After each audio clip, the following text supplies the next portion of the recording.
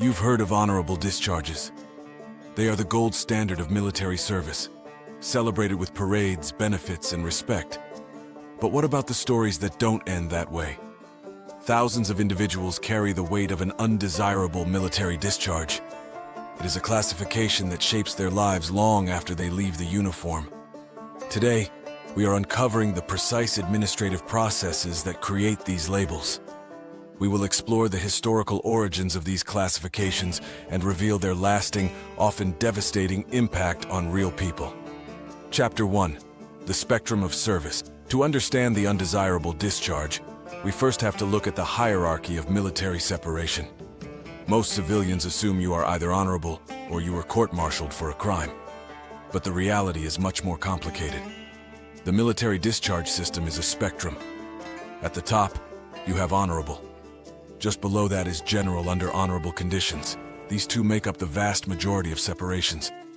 But as we move down the list, we enter bad paper territory. At the very bottom are bad conduct and dishonorable discharges. These are punitive. They only happen after a court-martial trial.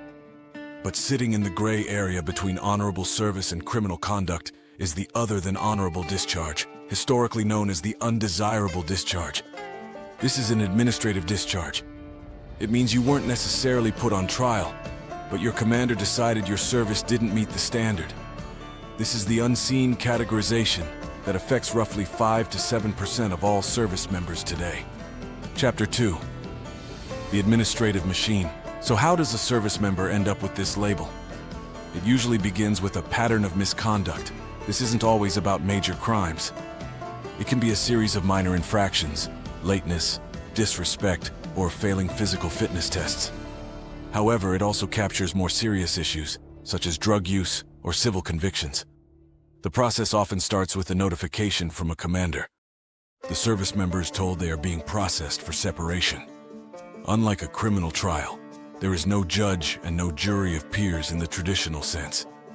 If the service member has been in for less than 6 years, they might not even get a hearing board. The decision can rest entirely with the chain of command.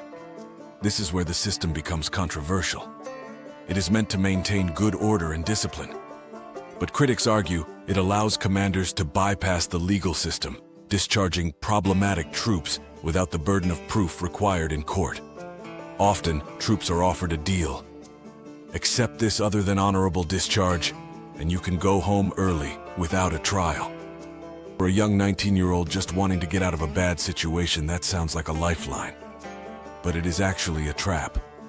Chapter 3.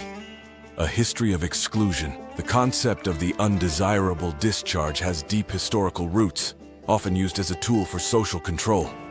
During World War II, the military utilized something called the blue discharge, printed on blue paper, hence the name. It was neither honorable nor dishonorable. It was an administrative limbo. Commanders used blue discharges disproportionately against African American soldiers who challenged segregation. It was also the primary weapon against LGBTQ plus service members long before "don't ask, don't tell." Being gay was considered a psychiatric disorder or a moral failing, warranting an undesirable separation. In the Vietnam era, the focus shifted. As the war became unpopular and drug use spiked, tens of thousands of draftees were pushed out with undesirable discharges. Many of these men were suffering from what we now recognize as severe PTSD.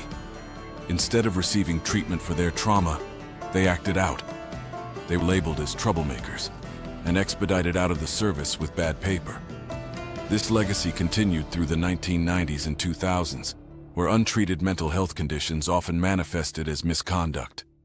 Chapter 4. The Invisible Backpack. So you leave the base for the last time. You're a civilian again. Does the paper really matter? Yes. The consequences of an other than honorable discharge are immediate and severe. First, you lose the GI Bill. The opportunity to go to college for free, the primary reason many enlisted, is gone instantly. Next comes health care. While the VA has made recent strides to help those with bad paper in emergencies, general VA healthcare is often denied. This creates a vicious cycle. A veteran acts out due to untreated mental health issues, gets discharged, and then is denied the healthcare needed to treat those issues. Then there is the civilian world. Many employers ask for a DD-214, the standard separation document. Seeing anything other than honorable raises red flags. It carries the stigma of a criminal record, even if no crime was ever committed. In some states, an undesirable discharge can even disqualify you from unemployment benefits or government jobs. It is a scarlet letter that follows the veteran for decades. Chapter 5. The Fight for Redemption. Many veterans believe that their discharge is automatically upgraded after 6 months. This is one of the most dangerous myths in the military community. Upgrades are never automatic. They must be fought for. A veteran must apply to a discharge review board or a board for correction of military records. The process is bureaucratic, slow, and adversarial. The boards operate under the presumption of regularity. This means they assume the military acted correctly unless you can prove otherwise. However, the tide is slowly turning. In recent years, the Department of Defense has issued new guidance, such as the Hagel and Kurta memos. These directives instruct review boards to give liberal consideration to veterans whose misconduct was linked to PTSD, traumatic brain injury, or sexual assault. This is a massive shift. It acknowledges that the behavior that led to the undesirable label was often a symptom of the service itself. Legal clinics and veteran service organizations are now working overtime to help veterans tell their stories and reclaim their honor. Conclusion: the military needs a way to maintain discipline.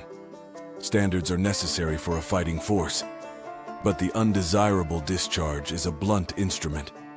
It lumps together the lazy, the criminal, and the traumatized. By understanding how these records are created, we can better support the men and women living in the shadow of bad paper. Service is complex, and sometimes the story doesn't end with a parade. If you found this insight into military records valuable, please like and subscribe for more deep dives into the unseen side of service. And if you or someone you know is struggling with their discharge status, check the resources in the description below. Thanks for watching.